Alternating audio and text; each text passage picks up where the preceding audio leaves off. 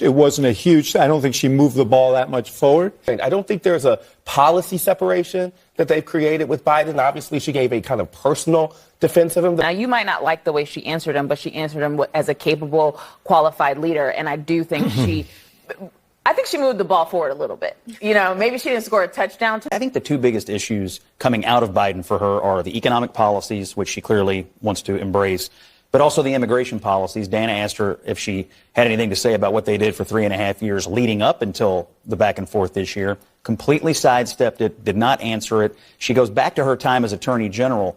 But again, absolutely nothing, no responsibility, no reflection at all on the day one executive actions or anything else they did for 3.5 years or anything she said in her previous campaign, which was to have the most permissive immigration structure. She's trying to skip a block of time at the debate. Trump cannot allow it. Will the real Kamala Harris please stand up? Here we go, folks. Mainstream media is in panic mode as they try to correct course after the vice president's disastrous CNN interview. And for those of you guys who missed it, we have the amazing play-by-play here where Kamala Harris proves to the American people yet again that she is completely unfit for office. And guys, before we get started into this video, I just want to thank y'all for hanging out with me today. Thank you for hitting the like button, for subscribing to the channel, and for sharing this video on social media. The lights are too bright for Kamala, and it's clear that we have seen the end of her honeymoon phase.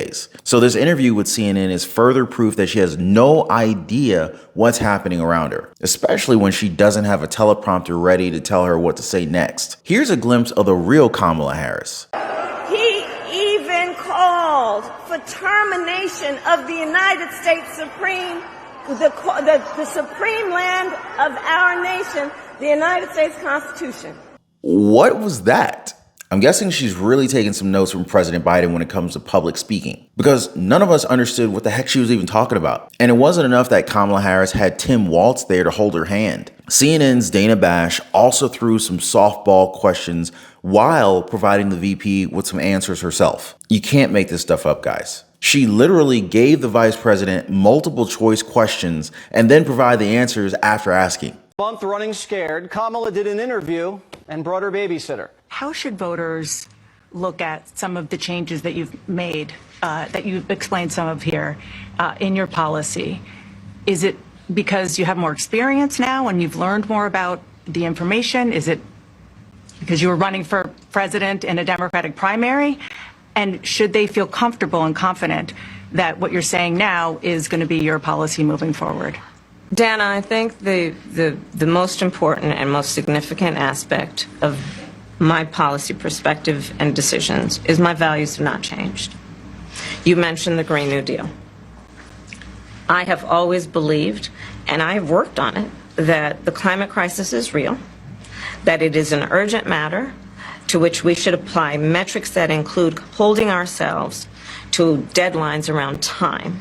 So when was the last time that an interviewer answered the questions for Donald Trump? Has that ever happened? Now, I know for a fact that a lot of critics try to put words into his mouth, but never the answer to their questions. And she should have taken at least one of Dana's answers here because she made zero sense with what she said. How do you hold yourself to deadlines around time? What does that even mean? Kamala Harris has got to be like the dumbest philosopher I've ever met. And it's apparent that Harris had two babysitters in this interview. One was Tim Walz and the other was Dana Bash. And even with those security measures in place, they still couldn't get the discussion past 20 minutes. Senior advisor to former President Donald Trump, Jason Miller, posted on X that the full transcript was 18 minutes long, but that CNN won't be releasing it in full. Now, I don't know about you guys, but to have an 18-minute conversation and then have to kind of cut it up even shorter means one of two things. Either A, CNN is saving its airtime, or Kamala Harris made just so many mistakes and fumbles within the interview that they had to chop it up. So which of the two do you think makes more sense? What do you think really happened here? Which answers the question as to why she hasn't given a sit-down interview for more than a month now. This reminds me about President Joe Biden and how they didn't want the full transcript of his interview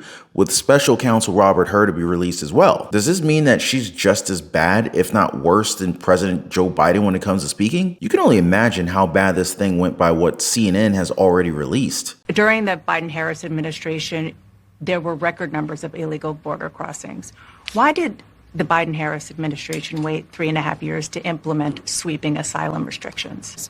A bill was crafted, which we supported, which I support, and Donald Trump got word of this bill that would have contributed to securing our border, and because he believes that it would not have helped him politically, he told his folks in Congress, don't put it forward. He killed the bill. Energy is a big one. When you were in Congress, you supported the Green New Deal. And in 2019, you said, quote, there is no question I'm in favor of banning fracking. Fracking, as you know, is a pretty big issue, particularly in your must-win state of Pennsylvania. Sure. Do you still want to ban fracking? No, and I made that clear on the debate stage in 2020, that I would not ban fracking. As vice president, I did not ban fracking. As president, I will not ban fracking. In 2019, I believe, in a town hall, you said you were asked, would you commit to implementing a federal ban on fracking on your first day in office? And you said, there's no question I'm in favor of banning fracking. So yes. So it changed in that campaign? In 2020, I made very clear where I stand. We are in 2024, and I've not changed that position, nor will I going forward. I kept my word, and I will keep my word. What made you change that position at the time? Well, let's be clear. My values have not changed.